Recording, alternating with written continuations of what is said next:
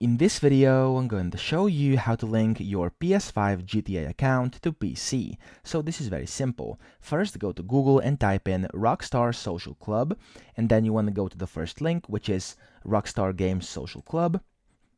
And then on their website, you want to sign in or sign up if you don't have an account yet. So for me, I have an account. I'm going to press sign in. And then over here, I'm going to press sign in yet again.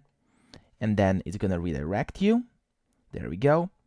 And then once you are inside your account, what you want to do is click over here, top right, onto your account icon, and then go inside account over here, and then click settings.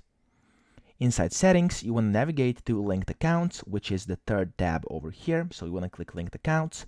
And then as you can see over here, you've got the option to link your PS5 to PlayStation Network. As you can see, you want to click link account, and this will take you to the official site where you can log in and sign into PlayStation. So what you want to do in here is essentially sign in with your ID, with your email address, and then put in all the credentials, and your PS5 account will be connected to your GTA account on PC. So that's pretty much it. I hope this video helped you out, and if it did, please subscribe to the channel and help me out as well.